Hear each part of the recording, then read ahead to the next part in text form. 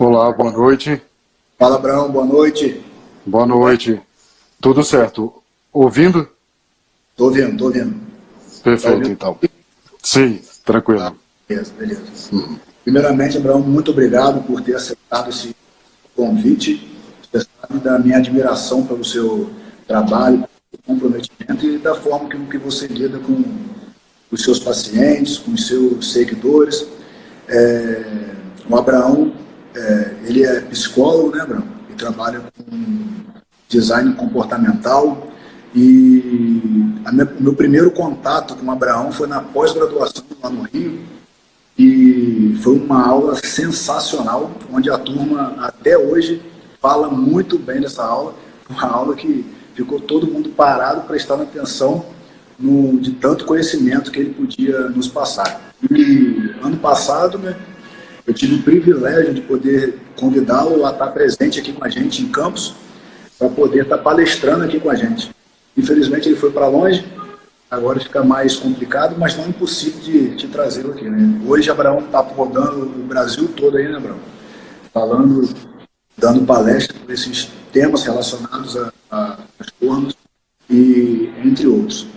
Abraão, o tema de hoje é transtorno de ansiedade. Eu queria que você, antes se apresentasse, falasse um pouquinho aí para o pessoal. Então, agradeço pelo convite desde já. Como tu citaste, eu sou designer comportamental, que é uma atuação que eu fundei depois de ter me formado psicólogo e mestre em psicologia, para eu poder realizar um tipo de trabalho que é delinear a vida dos sujeitos das mais diversas patologias ou não patologias que me procuram para ter uma orientação direta, coisa que eu não poderia fazer enquanto psicólogo, que é informar para a pessoa, olha, a tua rotina é essa, dentro desses parâmetros tu deve seguir tudo aquilo que eu te digo. Então, isso me dá uma liberdade de poder realizar esse tipo de fundamentação direta no comportamento e na rotina dos indivíduos. Depois disso, eu ministro aulas de pós-graduação, palestra, estarei na semana que vem em Curitiba, ministrando o mesmo módulo que eu te dei no Rio de Janeiro, que é transtornos alimentares e transtornos relacionados à alimentação. A live é importante para mim porque eu pesquiso patologias e psicopatologias e suas alterações comportamentais, principalmente porque a maioria dos sujeitos que chegavam comigo, chegavam relatando justamente ansiedade, depressão, transtorno bipolar e personalidade, só que não tinha nada disso. Para chegar nisso, eu precisava ensinar para as pessoas a diferença entre comportamentos anormais, episódios de psicopatologia e a psicopatologia em si. Foi aí que eu comecei a descrever melhor esse tipo de parâmetro, principalmente desmistificando a ideia de que transtorno de ansiedade é uma coisa comum. Não é, inclusive transtornos de humor são mais comuns que transtornos de ansiedade, e é bom deixar isso claro desde agora, para as pessoas que estão conosco entrando ainda na live, correto? Correto, correto. Então, eu tenho relatado muitas pessoas aqui no consultório, ou falando que já passou por essas crises de ansiedade, transtorno de ansiedade, ou que estão passando. Isso realmente existe? Quadro? Então, boa. Quadro de transtorno de ansiedade, ele não é curável. Ele é tratável. Então a pessoa não teve ansiedade. Ela pode ter ocorrido um episódio de ansiedade. Vou explicar o que é o episódio de ansiedade.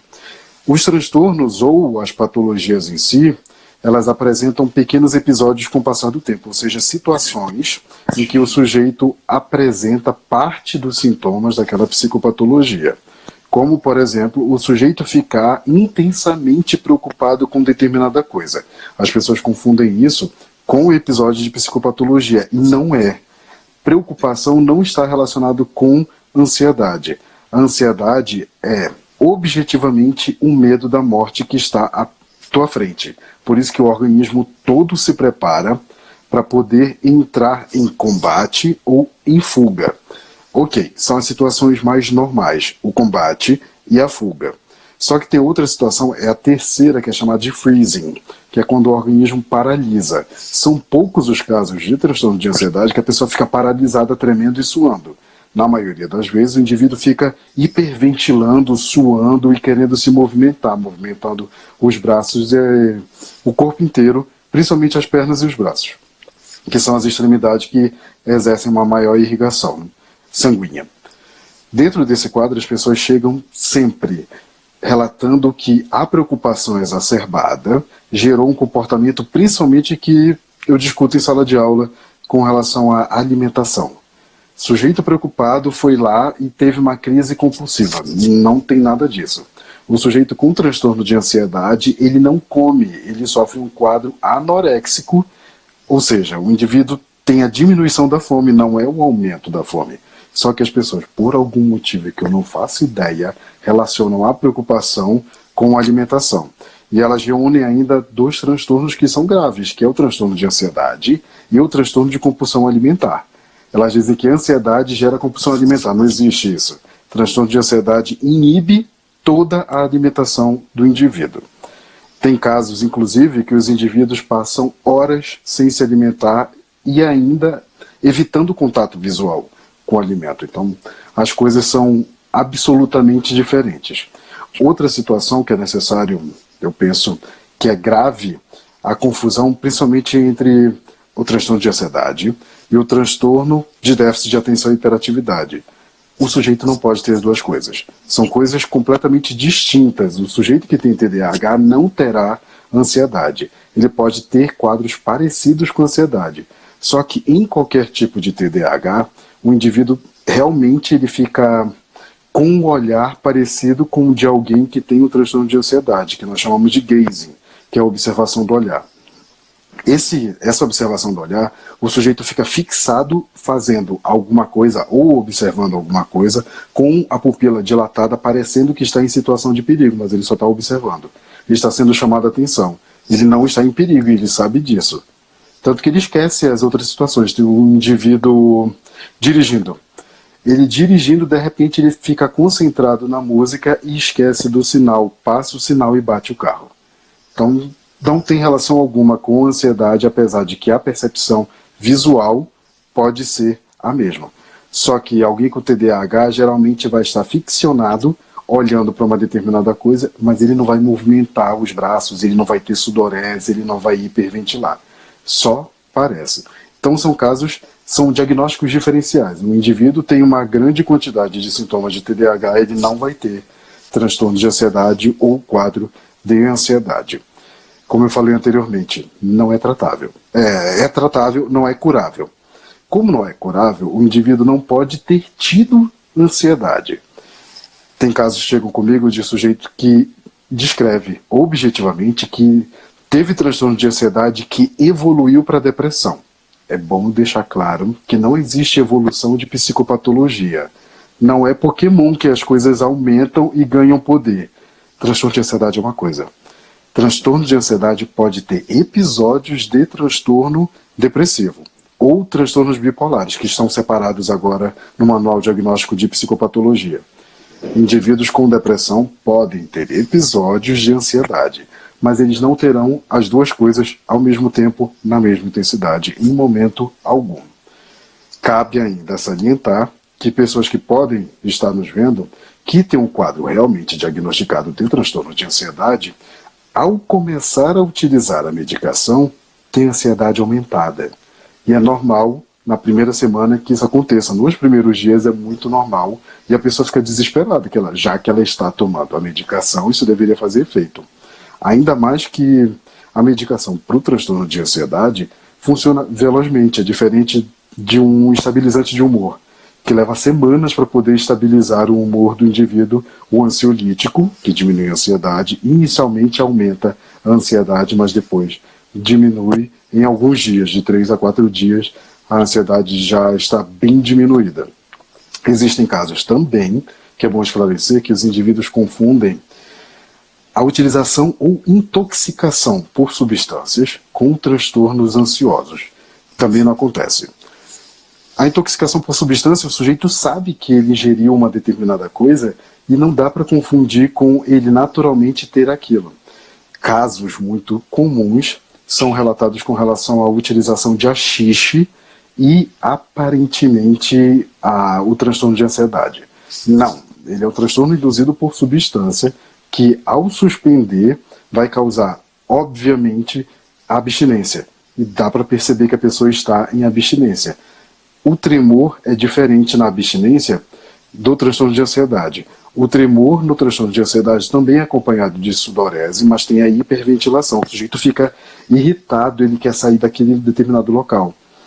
O sujeito que está intoxicado e depois entra em abstinência, por exemplo, no caso da cannabis, a maconha em si, ele começa a suar, só que ele não tem essa movimentação acelerada. Ele só começa a suar, tu observas que a pessoa está suando, tu observas que está tremendo discretamente, contudo, o indivíduo não vai querer sair correndo, ele só sente um mal-estar, geralmente está relacionado com a região do peito e o início do estômago. De maneira geral, as principais caracterizações são essas. Os indivíduos ainda confundem muito isso, principalmente com transtornos de humor bipolar. No transtorno de humor bipolar, temos duas esferas opostas. Isso é difícil de diagnosticar, né? Absurdamente difícil, até porque, e é o que acontece, eu já treinei alunos de residência em psiquiatria, porque eles não têm a diferenciação visual disso, eles só leram nos manuais. Eles não sabem como acompanhar o olhar do indivíduo, eles não sabem como medir o padrão comportamental e muito menos como fazer confrontação. O indivíduo, uma moça, chegou comigo faz alguns meses, dizendo que ela tinha ansiedade. Só que, ao me descrever a ansiedade dela, ela descreveu da seguinte maneira: eu sempre fico irritada quando eu lembro daquele carteiro que gritou comigo na porta de casa. Eu sempre lembro disso e começo a querer destruir as coisas. Isso não é ansiedade. Ao fazer o levantamento, ela tinha episódios de irritabilidade que eram flutuantes e não estavam controlados pelo ambiente. Ou seja, ela tinha transtorno de humor bipolar, principalmente da tipologia 1, e ela não sabia disso. Ela chamava de ansiedade porque ela ficava irritada e ela queria fazer alguma coisa. Então ainda tem essa confusão, porque ela se sentia preocupada com a situação, mas não era preocupada com relação à ameaça que o carteiro estava fazendo a ela, que depois a filha dela me disse que ele nem gritou. Ele gritou para chamar alguém de dentro da casa, não foi nem o nome dela, mas ela se sentiu ofendida com isso. Tu imaginas até eu explicar para ela que era completamente diferente do que ela foi diagnosticada, porque ela chegou irritada, relatando para o psiquiatra que estava muito ansiosa, que ela não conseguia dormir, claro, porque os episódios de mania da bipolaridade dela aconteciam à noite, então ela não conseguiria dormir por várias horas, é normal. E como ela chegou com o psiquiatra falando isso, ele não vai saber fazer o levantamento da rotina dela e nem a confrontação com o que o carteiro fez. Ele foi, sugeriu um ansiolítico, ela estava utilizando o ansiolítico e não conseguia fazer coisa alguma, nem dormir, porque ela ficava em estado hipnagógico, deitada na cama, sem querer se movimentar, mas balançando as pernas, balançando os olhos, virando a cabeça, não conseguia dormir por várias horas. Aí ela entrava no estado maníaco assim que ela se recuperava. O que ela fazia, ela limpava, varria, fazia qualquer coisa dentro de casa, que é típico da mudança entre a fase da mania e a fase da melancolia, que é chamada no senso comum de depressivo. Então ela passava de querer fazer muita coisa e ela ia começando a perder os sentidos, e aproximadamente umas 9, 10 horas da manhã ela tinha sono e dormia, num horário completamente diferente do que a maioria dos indivíduos e que ela mesma relatava anteriormente. Então deu algum trabalho para poder explicar para ela que não era incompetência do psiquiatra, era simplesmente porque ele não sabia que dado coletar da vida dela, é normal. Leva algum tempo para poder adquirir esse tipo de experiência. Entendi. E, Abraão, como sempre você, quando me pergunta uma coisa, você vai abrindo, vai surgindo um monte de coisas aqui, e acredito que está passando isso na cabeça de um monte de gente que está ouvindo aí também, porque até nas suas postagens a gente acaba vendo certas coisas que a gente faz, que às vezes a gente até carrega o nome de alguma coisa, mas não é aquilo ali na realidade, né? Cada hora é uma coisa, você acaba levando, né? Tem vários casos de pessoas também que falam assim, fui diagnosticado como autista, por exemplo. Só que a pessoa não é. E ela acaba até por brincadeira, até falando, não, eu sou autista, eu sou autista, eu sou autista, não sei o quê. E é isso, já falar já não é, né? Então, assim, aflorando aquelas coisas dentro dela aí, pode ter alguma complicação lá na frente, né? E assim, pode falar. Não, pode continuar, eu falo no final. Não, assim, a pergunta que eu ia falar, que eu ia fazer para você é o seguinte, tem alguma causa principal, alguma coisa que pode acontecer com essa pessoa, que você falou aí que a pessoa ela é ansiosa por natureza, né? E isso aí tem algum fator que pode ter algum fator que comece com isso, a pessoa já nasce assim, como é que é? Isso aí é moldado com o tempo, desde criança, isso pode ser moldado para diminuir esses impactos na vida adulta, como é que funciona? Perfeita pergunta, Enoque. Então, é predominantemente genético, mas precisa de uma causação inicial ambiental. O indivíduo só vai aparecer na vida com os sintomas em um determinado período, que geralmente é no final da adolescência e início da vida adulta, que é quando a estabilização hormonal começa a acontecer. O indivíduo não pode nem ser caracterizado enquanto com transtorno de ansiedade na fase adolescente, porque nós não sabemos como ele está atuando, já que os hormônios estão flutuando e em alta. Então é normal que ele tenha alguns episódios de querer sair correndo de uma determinada situação por sentir o perigo. Mas é importante isso que tu falaste, porque as pessoas chegam realmente dizendo tenho autismo. Quais são as características do autista? A pessoa não tem nenhuma. Já chegaram comigo dizendo, e eu sei completamente isso, porque como alguém que tem Asperger, e tu me viste dando aula, eu não consigo manter a visualização da pessoa, não consigo sustentar o olhar das pessoas se eu estou olhando para um indivíduo só por muito tempo. E olha que eu treinei muito isso para poder olhar. Por isso eu fico fazendo o que a gente chama de scan, que é olhar para a sala inteira de um lado para o outro, do outro para um lado. Que aí facilita, não precisa olhar para alguém objetivamente. Dado isso, as pessoas, infelizmente, passam por situações. Me perguntaram na última pós que eu ministrei em Foz do Iguaçu se tem uma coisa chamada gatilho da ansiedade. Não existe isso. Aí eu tive que explicar aqui. O cérebro não funciona como arma, não tem uma coisa que aponta e atira. O cérebro funciona dentro de um determinado padrão. Tem criança que exibe padrão ansioso? Tem. O padrão ansioso em crianças são tipicamente dois. É a ansiedade de separação e mutismo seletivo. Na ansiedade de separação, está relacionado com alguma coisa que aconteceu na vida da criança, que ela tem agora o receio absurdo. Ela chora, treme, sua, faz tudo que o adulto faz quando os pais se afastam. Mas tem um critério diagnóstico que é alguma coisa aconteceu. Ela viu o peixe morrer, ela viu o cachorro falecer, o gato fugiu de casa, teve alguma ocorrência que gerou esse medo da perda. Esse medo da perda, se a criança já tiver uma disposição genética para apresentar sintomatologia ansiogênica, ela vai começar a apresentar isso desde a infância. E sim, tem migração de sintomatologia, que é como é chamado nos estudos de psicopatologia. A transição vai de esse tipo de ansiedade de separação para a ansiedade social.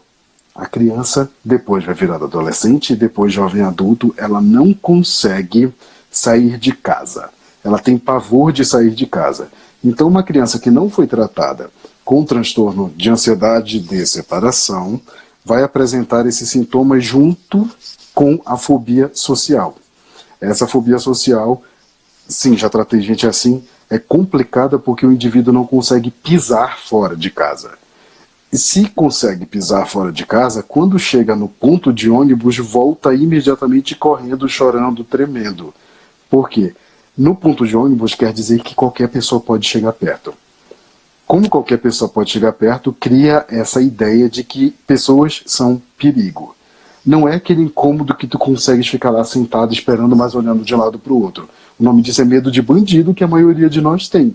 Mas a pessoa que não consegue chegar no ponto de ônibus e sente essa angústia de que alguma coisa muito ruim vai acontecer, aí ela volta para casa, tem provavelmente uma sintomatologia já de anos de ansiedade social, Só que, imagina, foi uma criança que tinha ansiedade de separação, não foi diagnosticada, não utilizou medicação, não fez psicoterapia, ela nem sabe o que ela tem.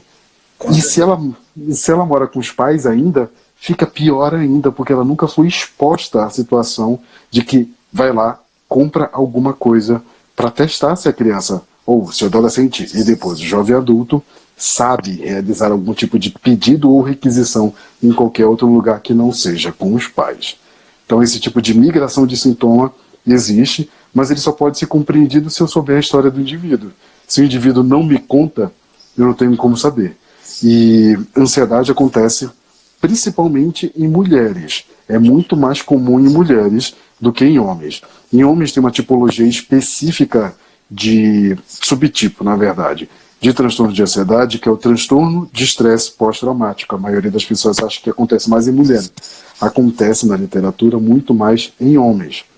E não tem gatilho também, o transtorno de estresse pós-traumático. Vai acontecer em qualquer situação que o indivíduo está. Esse é um dos critérios que eu pergunto, principalmente para quando alguém me diz que tem transtorno de ansiedade, eu pergunto quando ocorre. Aí o sujeito diz, quando o meu filho passa a noite fora de casa. Não é transtorno de ansiedade, é preocupação, é a coisa mais normal da face da Terra. Se o sujeito não dorme, relata ter insônia por causa disso. Insônia não está relacionado com o transtorno de ansiedade.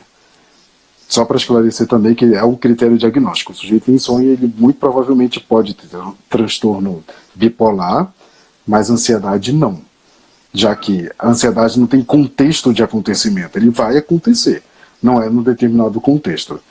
Por exemplo, uma moça chegou comigo dizendo que ela não entendia a situação dela e que ela achava que tinha esquizofrenia. Ela me relatou que, em um determinado momento, ela estava na frente da televisão, ela começou a sentir aceleração cardíaca, ela começou a hiperventilar, ela começou a suar e ela ficava preocupada com o filho dela, só que o filho dela estava no quarto. Que tipo de problema ele poderia sofrer? Não é a mãe que está preocupada com o filho, que o filho está viajando em outra cidade, em outro país. O filho estava no quarto. E ela não conseguia chegar no filho porque ela estava hiperventilando, ela não conseguia se movimentar adequadamente. E isso aconteceu 3 vezes na mesma semana. Foi quando ela ficou preocupada e voltou comigo. Ela já era minha cliente antes, voltou quando ela começou a relatar isso. Antes ela dizia que tinha poucas vezes no mês, depois 3 vezes na semana. Então ela mesma observou que a frequência foi aumentando.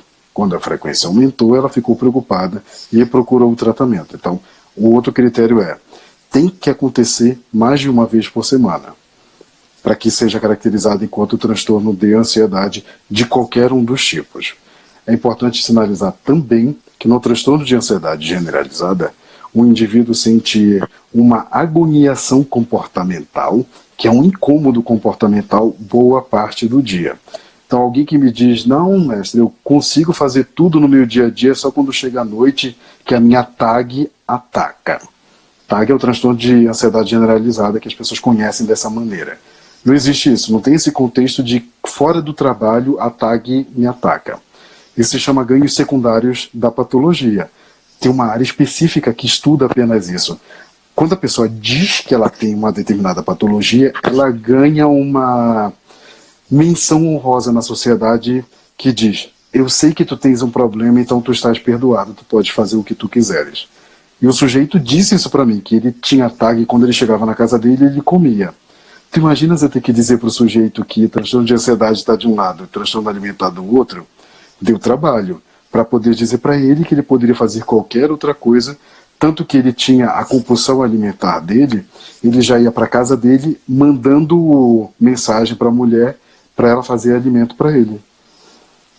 Transtorno de compulsão alimentar não tem preferência alimentar, ele comeria qualquer coisa. Então ele está anunciando, vou ter o meu episódio de compulsão, prepara a minha comida. Está usando isso aí também como desculpa, até sem saber, né? Até sem saber, ele acaba falando, eu estou com ansiedade, vou comer, né? Sim. Isso aí acaba falando aí sobre ansiedade e o transtorno de ansiedade e a preocupação, né? A diferença. A gente acaba confundindo muito. Da mesma forma que você mesmo tinha falado uma vez comigo sobre compulsão alimentar e síndrome do comer noturno, né? Porque a compulsão, Normalmente a pessoa não vai, ela vai comer o que tiver na frente, né? Você falou comigo, é feijão gelado, arroz gelado, o alimento que tiver na reta. Ela não vai escolher aquele alimento ali. Isso aí é síndrome do comer noturno, ou às vezes até tá com vontade de comer, né? Uhum. É bom que eu faça essa diferença. Sim, tem um monte de gente que vai falar, tô com a compulsão, mas você quer compulsão de quê? Vai comer o que, na verdade, vai comer o que tiver na reta. A pessoa que está com compulsão, ela não escolhe um alimento específico, né? Na verdade, ela está até com vontade de comer e acaba falando que é compulsão. Isso que eu falo, acabei de falar com você, que às vezes a gente acaba falando muita coisa, uma pessoa fala ali, a pessoa fala e acaba levando a síndrome do comer noturno. Tá. Síndrome do comer noturno, às vezes pode ser por conta de algum desequilíbrio da alimentação lá de cima, e quando chega em casa, na hora que relaxa, dá aquela vontade de comer, porque tem algum desequilíbrio na alimentação ali. E, como você falou, a ansiedade também é diferente da preocupação, só que muitas vezes é diagnosticado como transtorno de ansiedade. Às vezes é só uma preocupação a mais com determinada coisa, né? Exatamente, é bom fazer diferença, porque tem situações que o sujeito, diferente desse outro que eu falei, que ele chega na casa dele e come. Eu tive um aluno que ele saía do trabalho, ele ia para a academia, treinava, aparentemente bem intenso, chegava na casa dele com sono, só bebia água e dormia. Claro que a próxima refeição dele seria às 3 da manhã, ele acordava desesperado para comer. Só que quando chegava do treino ele não tinha fome. É normal, acontece em muitos casos. Quando ele me relatou isso, qual o procedimento básico para tratar isso? Fracionar a refeição dele e que ele observasse o fracionamento da refeição. Ele conseguia comer no meio do caminho uma barra de proteína. Então aí já fomos adiantando e fazendo com que o despertador dele tocasse antes do que ele normalmente acordava. Se tocar antes, ele já tem controle sobre aquilo, porque ele vai ter que levantar, pegar o celular, olhar o despertador dele, que estava escrito a refeição dele, refeição 2. E ele já deixava preparada a refeição 2. Ele não tinha desculpa para poder comer qualquer outro tipo de coisa. E ele parou de chamar isso de síndrome do comer noturno. Mas fazia todo sentido. Ele fazia uma gigantesca refeição de madrugada, às 3 da manhã, todos os dias, por 3 semanas, 4 semanas, quase um mês, quando ele chegou comigo relatando esse tipo de padrão comportamental. E sim, as pessoas utilizam nomes inadequados porque é conhecido socialmente dessa maneira. Estou ansioso por determinadas coisas. Um sujeito ator chegou comigo dizendo que ele tinha ansiedade pré-palco. Lá fui eu pesquisar. Realmente existe o nome ansiedade pré-palco. Não é na literatura científica, óbvio. Mas na literatura do senso comum tem escrito que a ansiedade pré-palco é quando o sujeito se sente, como eu traduzi para ele, eufórico. Ele quer fazer aquilo, ele não está se aguentando, é como se fosse entusiasmado. Como ele está entusiasmado, ele não sabe descrever isso, ele chama de ansiedade. Entendi. Às vezes ele está até nervoso com a situação ali, né? Quando você vai se uma plateia, alguma coisa assim, isso é mais do que normal, aquele frio na barriga, na verdade. Sim. Uma outra pergunta que teve aqui, Oi. Aí? Voltou. Tem como, normalmente essas pessoas que passam por isso, ela acaba ficando acostumada com essa situação, né? Com essa, como é que ela consegue ter alguma coisa para saber se ela está com um transtorno de ansiedade ou tem alguma preocupação, alguma diferença assim, ou só com um acompanhamento profissional? Não, então, tem como perceber se a pessoa tem sintomas de ansiedade pelo tempo e pelo tipo do sintoma. Não é porque a pessoa está só preocupada. Se o indivíduo não consegue ficar parado no lugar, se ele está hiperventilando, pessoas brancas têm uma maior facilidade porque ela vai ficar enrubescida, vai ficar vermelho o rosto e as extremidades do corpo. E ela ainda tem um tipo de engajamento comportamental em ficar verificando coisas, como olhando para a janela, olhando para o relógio, vagando com o olhar pelo ambiente, são todos sintomas de ansiedade real. Mas isso ainda tem que acontecer sem contexto específico. Ou seja, o indivíduo está na sala de aula, não está acontecendo nada. Não é ele que está falando. ele não precisa fazer coisa alguma, ele só precisa olhar para o professor. De repente ele sente tudo isso junto. E não é uma coisa, eu tive um aluno que eu tive que falar para ele gentilmente que ele não tinha transtorno de ansiedade, porque ele dizia que ninguém notava, só ele. A ansiedade não acontece dentro da gente, acontece fora. É um padrão comportamental que muda a manifestação músculo-esquelética do indivíduo. Ele vai se movimentar, querendo ou não. Inclusive hiperventilar, e todo mundo vai olhar. Todo mundo sabe que alguém está numa crise, ou de pânico ou de ansiedade. Porque o pânico já é o extremo, pode durar horas, esse tipo de episódio. Na ansiedade isso pode durar minutos, até aproximadamente de 7 a 8 minutos, essa hiperventilação, essa inquietação comportamental do indivíduo. Então as pessoas vão perceber. Ao dizer isso para ele, ele tomou um choque porque ele achava que ele tinha ansiedade, porque ele começava a ficar preocupado, mas ele tentava se controlar. O que ele fazia, ele tomava Rivotril no meio da aula. Depois ele ficava tranquilo com o efeito do Rivotril, e eu perguntei para ele, tu lembras do que da aula depois que tu tomas o Rivotril? Óbvio que ele não lembrava nada. E ele utilizava isso para dizer que a pós era fraca. Ele estava fazendo uma pós-graduação. Ao dizer que a pós era fraca, ele tinha justificativa de não fazer coisa alguma com o título. Então ele utilizava isso para dizer que a pós era fraca, que ele estava fazendo uma pós, mas ele já sabia tudo aquilo, ele nem lembrava daquilo que ele tinha visto. Então utilizava como subterfúgio para reforçar o padrão comportamental dele de não prestar atenção, de não estudar e ainda falar mal de alguma determinada situação. E sim, como eu estava falando, a pessoa pode identificar tudo isso, porque não é contextual. Teu filho saiu, não voltou no horário. Estou com ansiedade. Não tem isso. Eu preciso apresentar um trabalho, estou tremendo. Também não é ansiedade, porque senão a pessoa não conseguiria abrir a boca em público, nem chegar lá na frente. Mas o sujeito está indo lá. É normal. Em uma condição de exposição social, o sujeito que não está treinado começar a suar. Mas tu percebes que o sujeito está discretamente tremendo com um papel na mão, mas ele se preparou, ele ainda teve a audácia de se preparar e ter um papel na mão. O sujeito que é fóbico social de verdade, ele nem vai conseguir preparar o papel, porque ele vai ficar tremendo dias antes daquela apresentação com temor e ele nem de casa vai sair. Então, não tem como confundir as coisas entre preocupação e ansiedade. Mas sim, as pessoas podem falar o tempo inteiro a respeito disso, que elas possuem sintomas ansiosos porque elas estão preocupadas, porque é um nome que elas conhecem. Como indivíduo, e é muito comum, só para utilizar como exemplo, chegar comigo e dizer, mestre, eu saí na semana passada, eu saí quinta, sexta, sábado, no domingo eu fiquei triste. O que eu tenho?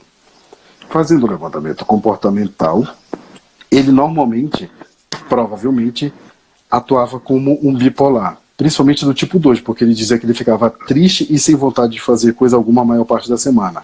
Aí de repente chegou na quinta, ele explodiu e queria fazer tudo ao mesmo tempo, inclusive comer. Ele dizia que ele podia comer qualquer coisa, que ele ainda treinava, que ele saía para beber, que ele podia dominar o mundo. Tudo isso é um episódio maníaco dentro do transtorno bipolar. Só que ele confundia com ansiedade porque ele achava que esperar os amigos ligarem para convidá-lo era um tipo de preocupação do tipo ansiogênico. Não era nesse caso. Precisei informar que ele estava muito provavelmente com episódios, eu não sabia quanto tempo, não consegui fazer o levantamento, um episódio de transtorno bipolar na fase hipomaníaca, principalmente. Entendi. Impressionante. Bom, uma outra pergunta aqui. Eu já atendi um paciente aqui que ele falava comigo que quando ele usava cafeína ou inibina, ele começava a pensar um monte de coisa relacionada a preocupações, né, com a filha dele, coisa que ele nem tinha antes. Mas como ele usava isso com frequência, ele falou que quando ele parava de usar, ele não sentia nada. Depois, quando ele vai ficar tenso, nervoso, pensando o tempo inteiro que poderia acontecer alguma coisa com... Só um minuto, passando um carro. Pensando que poderia acontecer alguma coisa com a família dele, com a filha, com o filho. Isso é o que você sabe passar para a gente? Se isso pode aflorar isso mesmo, ou ele só associou ao uso desses medicamentos com esse quadro? Então, a depender de duas variáveis, pode ser o transtorno induzido por substância. A primeira variável é, cafeína faz efeito, mas cafeína faz efeito quando o sujeito está fadigado e quando ele não ingeriu cafeína anteriormente. É bom explicar isso porque tem muita gente que chega comigo dizendo que só consegue trabalhar o dia inteiro pela cafeína. O nome disso é hábito e dependência de colocar alguma coisa na boca. Não tem relação com o efeito da cafeína. Voltou? Tá cortando. Enfim. Pode ir, pode ir. Então, só faz efeito a primeira xícara que o sujeito está tomando. As outras são todas por hábito dele. Essa é a primeira variável. O sujeito precisa estar fadigado e ser a primeira vez que ele está tomando isso. 2, a dosagem. Tem indivíduo que chega normalmente usando as cápsulas de manipulado de 240, 220 e depois dobra essa dosagem. É normal que tenha uma alteração neuronal suficiente para fazer o sujeito pensar. E teve um sujeito que chegou comigo, foi engraçado. Ele disse que ele tinha síndrome do pensamento acelerado, que nem existe isso, mas que ele pensava e resolvia as coisas muito rapidamente. Pedi para ele fazer o próximo levantamento no dia seguinte, usando a cafeína, sobre que coisas ele resolvia. Ele percebeu que ele não resolvia nada. Era o mesmo pensamento o tempo todo. Pois é, nós não pensamos rapidamente, ou seja, nós pensamos rapidamente, mas nós pensamos a mesma coisa seguidamente e parece que é rápido e parece que são várias coisas, mas não são, é a mesma coisa, é a mesma preocupação do indivíduo, só fica focalizado. Mas sim, tem essa inquietação comportamental que é o sistema adrenérgico funcionando. Simples, ele não quer fugir de determinada coisa, ele só quer prestar atenção em algo que é o que ele está pensando e ele não consegue, porque o pensamento fica girando o tempo inteiro em torno do mesmo assunto. Então, é um transtorno induzido por substância ou é um episódio do transtorno induzido por substância. Se o sujeito entra em abstinência da cafeína, aí tem uma dependência, é uma dependência de cafeína. Aí é outra coisa também é tratável, como a manipulação da dosagem. Tanto que tem alguns indivíduos que eles chegam comigo dizendo que a cafeína não faz mais efeito. O que eu faço? Claro que eu testei em mim e em outros sujeitos, eu chamo de ciclagem de cafeína, que é manipulando a dosagem durante 2 semanas. Na terceira semana o sujeito já fica sensível à cafeína novamente. Mas não pode ser continuamente, tem que ser só em algumas determinadas situações e como primeiro recurso para a atenção do indivíduo. Não pode ser como útil porque não vai funcionar, já que o sujeito já bebeu café durante o dia inteiro ou bebeu alguma coisa com cafeína durante o dia todo. Entendi. Você acha, Brão, que o uso de hormônio, de esteroide, alguma coisa, pode também aflorar esses quadros aí de preocupação ou de ansiedade? Então, é uma ótima discussão e não. A utilização de esteroides anabolizantes vai depender de qual esteroide. Por exemplo, uma dosagem alta de testosterona, por exemplo, a utilização de enantato de testosterona, não vai fazer efeito no dia seguinte. Já teve um jovem que chegou comigo e disse que ele ficou primeiro shot. Ele ficou muito ansioso depois do primeiro shot. Nem faz efeito a testosterona logo imediatamente na utilização. Só que ele sabia relatar isso, que ele se sentia eufórico com a situação de estar fazendo a primeira utilização de testosterona na vida. Ok, é compreensível. Outros casos, por exemplo, dos efeitos neurodegenerativos da trembolona. É um caso que os sujeitos dizem que eles ficam ansiosos. Não fica. Substância não cria comportamento. Substância aumenta a frequência de um comportamento que já existe. No caso da trembolona, o sujeito pode ter episódios de 2 tipologias principalmente. Episódios de transtornos de humor, principalmente relacionado com a euforia ou irritabilidade, e episódios psicóticos, que é quando o indivíduo acha que está acontecendo alguma coisa com ele, que pode estar relacionado com alguma coisa fora dele, fora do corpo. Ou seja, o indivíduo já não tem um sono muito bom, está usando trembolona, ele já é irritado, então ele não consegue dormir, ele fica irritado e fica pensando que ele precisa utilizar mais drogas para poder estabilizar isso. Aí ele vai lá, começa a utilizar substâncias que prometem a dopamina porque ele está com o humor alterado. Não vai mudar. Não vai diminuir o efeito comportamental da alteração que a trembolona causa, nesse caso, na maioria dos indivíduos. Tem gente que relata mais alteração comportamental com trembolona, tem gente que diz que não tem alteração comportamental com trembolona, ou seja, nem perceber que ela tem essa alteração. É um sujeito que está buzinando para qualquer coisa, já é irritado normalmente e ele percebe, eu sou irritado normalmente, não vou reclamar disso. Mas o sujeito que não sabe ainda que é irritável, ele vai perceber isso quando ele está com o uso de trembolona. Tem um sujeito, eu contei na tua aula, que ele falava comigo pelo WhatsApp, as sessões dele eram pelo WhatsApp na época, e ele dizia que iria suspender a trembolona porque isso estava criando irritabilidade nele, ele já não gostava da mulher dele. Lá fui eu dar print nas mensagens dele anteriores, circular e mostrar para ele que ele já não estava feliz com o relacionamento dele. A trembolona só fez com que ele visse isso mais claramente, mas ele já reclamava antes. Então trembolona não causa comportamento. Trembolona aumenta a frequência de um comportamento geralmente ligado à irritabilidade. Tem um problema. Depois que a irritabilidade diminui, o sujeito vai se sentir inválido e vai muito provavelmente entrar no quadro que parece depressão. Porque ele vai suspender abruptamente, está com medo dos efeitos colaterais que estão surgindo, aí ele começa a não querer ir treinar devido à utilização da trembolona. Outros casos, não é esteroide anabolizante, mas é algo que as pessoas utilizam, Potenai. O sujeito utiliza uma grande quantidade de Potenai, ele se sente eufórico, é normal. O pessoal está injetando milhares de miligramas de complexo B, imagina. Em si ele vai ficar eufórico. Depois, isso tem um down comportamental. Quando ele entra em down comportamental, ele não quer, ou ele não consegue, na verdade, não é que ele não quer, ele não consegue fazer coisa alguma da vida dele. E ele vai se sentir depressivo, aí ele vai olhar para o corpo dele, ele vai achar que não está bom, e pode não estar bom mesmo. Só que, com a utilização da substância, pode ainda exacerbar os efeitos da autocrítica. Então ele diz, não vale de nada, eu treino, não tenho resultado, a minha dieta está péssima, então o que eu faço? Eu como.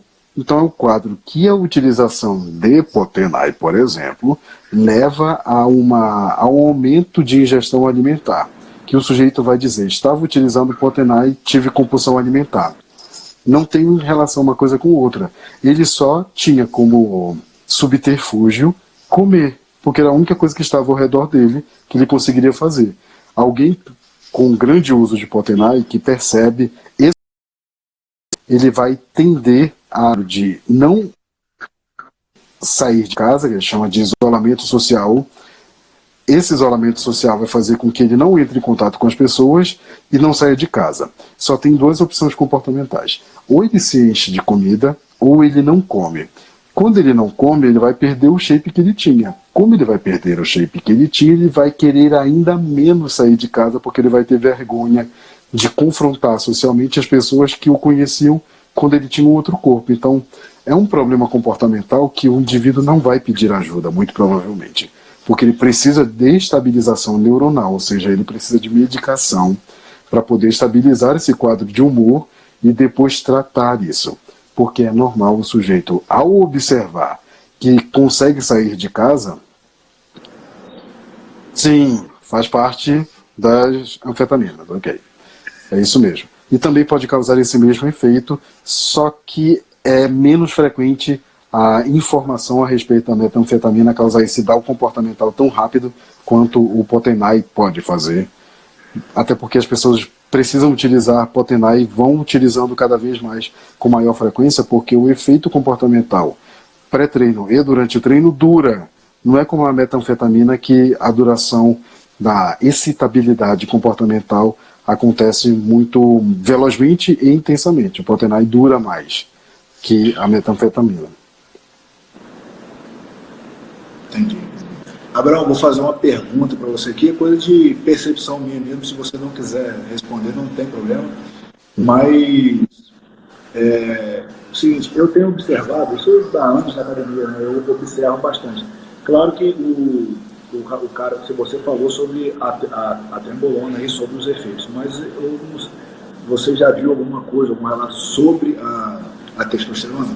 Hoje, por exemplo, uma pessoa que nunca treinou, né, tem a vida sedentária, um casal, por exemplo, que nunca treinou, tem a vida sedentária, ou o homem ou a mulher começa a treinar, começa a pegar o gosto ali, sendo que a companheira ou o companheiro não treina. O cara sempre foi apaixonado pela mulher e tudo mais, e começa a fazer o uso de hormônio, ele começa a se sentir muito bonito, muito gostoso, e vice-versa, a mulher também, pode acontecer isso aí, e o comportamento dele acaba mudando, chamando a mulher de preguiçosa, ou vice-versa, né? E isso aí acaba atrapalhando até o relacionamento. Só que isso aí, não sei, estou fazendo pergunta, só que isso aí depois, quando passa esse uso, muitos homens até fazem besteira nessa fase, né? Só que isso aí não é por conta do hormônio. Claro que faz parte da personalidade da pessoa, usando ou não. Mas aqui a testosterona aguça. Eu queria saber o que você poderia falar com relação a isso aí. Se você quiser falar também. Sem problema nenhum. Então, como tu mesmo colocaste, a utilização de testosterona não, e eu tinha falado anteriormente, não vai criar o padrão comportamental. O sujeito já tem. Só que existe uma cultura na academia que o sujeito que está utilizando a testosterona, ele não utiliza sozinho. Alguém forneceu um contato, alguém conversou com ele, ele faz parte de um grupo social. Quando ele está dedicado, imagina-se que ele esteja dedicado ao treinamento resistido, ele vai treinar com outras pessoas e vai conversar com outras pessoas, ou sejam parceiros de treino, pessoas que estão na mesma academia. Quando vários indivíduos estão em utilização de testosterona, eles têm um aguçamento das extremidades, que nós, como homens, já temos isso. Nós olhamos para a extremidade das coisas. Mulher que olha nos detalhes dentro de um determinado estímulo. Temos a percepção de contraste. O sujeito está na academia. Ele está utilizando testosterona por algum tempo. Já aumentou a possibilidade da excitabilidade neuronal dele. Ele começa a olhar para as mulheres que estão indo com um leg muito apertadas, coloridas ainda, que vai chamar a atenção, independente se o formato é adequado ou não do corpo da moça, vai chamar a atenção. O que ele faz? Homem tem a característica já da excitabilidade normalmente. Se tem um sujeito do teu lado, tu vais fazer o quê? Tu vais comentar com ele que tem alguém interessante passando perto. Quando existe a possibilidade dessa interação social, existe a competitividade. O outro vai comentar também, vai reforçar o teu padrão comportamental de olhar de novo para a moça, que é a que está chamando a atenção. Está chamando a atenção, ou mais, conversando, o que eles tendem a fazer, desafiar-se a ir ao encontro da moça, ou comentar a respeito da moça, ou pegar o celular e procurar o Instagram da moça. Eu já vi isso acontecendo. Então é muito normal que daí comece a criar parâmetros comportamentais para que aconteça algum tipo de traição. Então acontece nesses casos, mas não é por causa da testosterona, é pelo ambiente em si que foi proporcionado pela utilização de testosterona de diversos tipos. Só que isso leva tempo, não dá nem para o sujeito perceber. Nós percebemos porque nós estamos de fora observando isso, que o sujeito era isolado, ou ele tinha poucos amigos, de repente ele já fala com todo mundo na academia, toca nas moças, começa a observar mais. Dá para perceber isso principalmente porque antes, a maioria dos homens que tem um relacionamento de longo prazo não olha diretamente para a moça, então olha pelo espelho. O sujeito começou a olhar diretamente, não mais pelo espelho, tu já sabes que tem alguma alteração comportamental no relacionamento dele ou na utilização do que ele está fazendo, seja lá do que for, qualquer tipo de substância. Correto? Alguém fez a pergunta? Não, eu estou andando aqui porque está acabando a bateria. E você acha que depois, quando para esse uso, ele pode sentir alguma coisa? Como é que é? Depois que ele para de usar, esse comportamento dele volta ao normal? Ele sente essa diferença? Como é que é? Então, provavelmente não voltará ao normal. Aqui nós estamos chutando as coisas a partir da nossa experiência, né? Vai levar muitas semanas para o comportamento, ou seja, para o parâmetro neuronal voltar ao normal. Só que parâmetro neuronal não é suficiente para mudar o comportamento dele. Por quê? Ele pode ficar menos excitado ao olhar para as moças, mas ele tem excitação induzida pelo comportamento do grupo.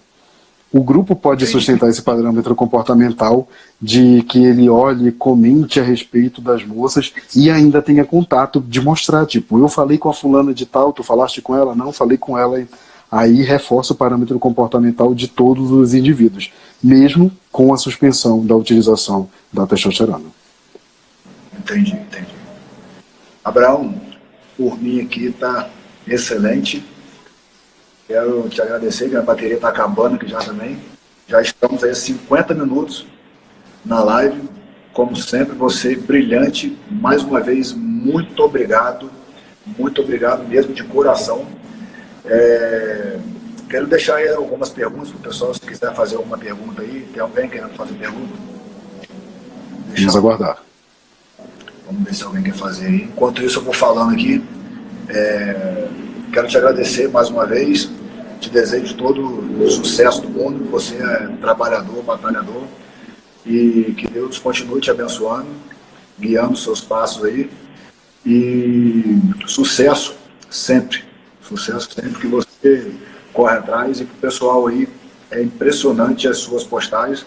Mexe com muita gente, a gente vê pelos comentários aí, pelos posts que você acaba compartilhando nos stories aí, os relatos, né, do que vem acontecendo. Às vezes você fala coisas que às vezes passa na nossa cabeça e a gente nem imagina, né?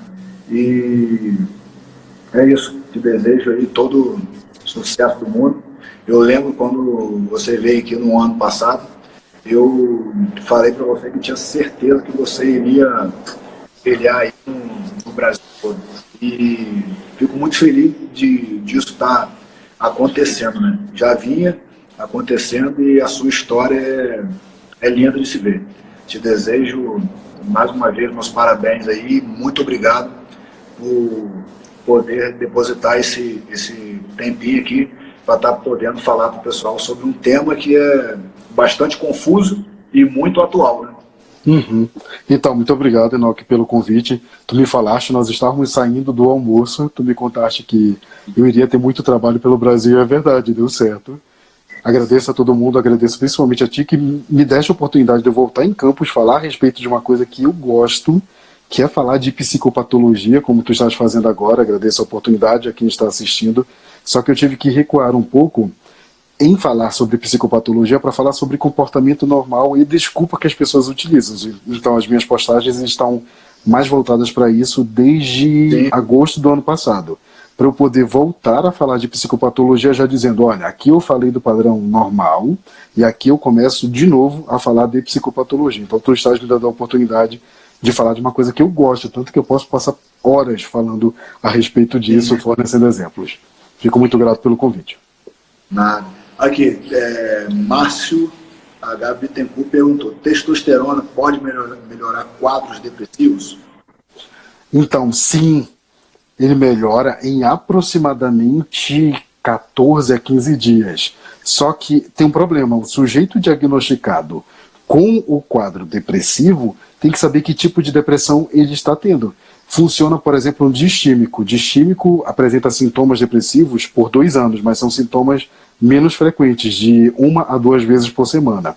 Então a testosterona ajuda, só que ela tem efeito de até 4 semanas. Ou seja, em 1 mês o sujeito vai ficar recuperado disso. Se ele não fizer um treinamento comportamental ou utilização de estabilizante de humor, a testosterona vai perder o efeito depois dessas semanas. Então, inicialmente ele melhora o quadro comportamental, mas depois ele precisa ser induzido por substância ou em psicoterapia. Isso aí é um tratamento, né? Um tratamento contínuo, não usar de longo prazo. Sim. O William está perguntando aqui, personal William Andrade, meu amigo, potencializar os problemas e mudar o humor quando algo inesperado acontece. Dormir mal por esta questão é um sinal de crise de ansiedade? Não, tem contexto. Como tem contexto, o sujeito não sabe resolver aquele problema e muito provavelmente ele nem precisa resolver alguma determinada situação, ele fica preocupado, porque ele não pode resolver, por exemplo, só para terminar antes que cancelem a nossa live. Um sujeito tem um problema financeiro que ele não pode resolver imediatamente. Ele adquiriu uma dívida gigantesca, claro que ele não vai dormir. Não tem relação com ansiedade, é porque ele não pode arrumar 40 mil reais numa semana. Ele vai ficar preocupado por causa disso. O que ele tem que fazer? Sentar, procurar uma saída financeira, nem que seja um banco, agiota, seja lá o que for. Não estou aliciando o crime, ok? Só para informar que há possibilidade dele arrumar esse dinheiro, só que ele não vai conseguir fazer isso em uma semana. Já que ele não fez isso nos meses anteriores, ele vai ficar preocupado, mas ele tem que procurar uma saída para isso. Não é que ele tenha ansiedade, dado que tem um contexto. Ele realmente tem um problema financeiro. Se ele tem um problema financeiro real e está acontecendo agora, não é transtorno, não tem ansiedade, é só preocupação. Não que seja menos importante, mas é uma preocupação que ele vai precisar dedicar tempo para isso, e não, ele não vai sentir sono, e quando ele sentir sono ele não vai conseguir dormir, porque ele vai ficar repensando na mesma coisa, como se tivesse tomado 600 miligramas de cafeína. Eu já tomei, eu sei como é terrível. Entendi. Muito esclarecedor, Abraão. Queria ver aí se alguém tem mais alguma pergunta. Só mais uma pergunta aí para poder finalizar. Eu nem sabia que tinha tempo a live. 1 hora termina? É a primeira live que eu tô fazendo? Sim. A primeira live que eu participei, o Instagram cortou e eu não sabia o motivo, né? Depois que eu soube que tinha tempo. Também é a primeira que eu estou fazendo, não sabia. Mais alguma pergunta aí, pessoal? Temos 3 minutos. Temos 3 minutos aí. Abraão, tem previsão para você vir para o Rio? Então, aparentemente haverá um evento em junho, que é possível que eu esteja aí, mas eu aviso antes para nós entrarmos em contato. Vai que tu me dás uma oportunidade de falar de novo a respeito de psicopatologia, fico tranquilo falando por horas a respeito. Com certeza. E para Macaé, tem previsão para vir ou não? O pessoal foi todo para ir? Ou você... Não. Eu preciso visitar meu sobrinho, minha irmã, meu cunhado, estão todos aí ainda. Fui só eu que vim para cá. Belém não volta não. Muito obrigado, não.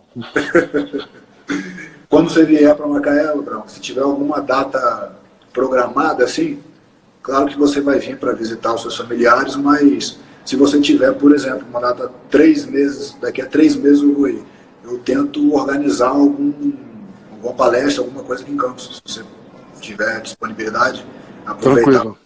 O útil ao agradável.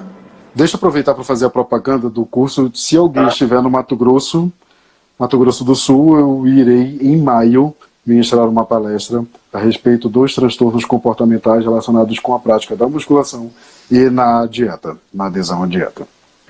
Ótimo. Abraão, muito obrigado mais uma vez por transmitir todo esse conhecimento para a gente, bem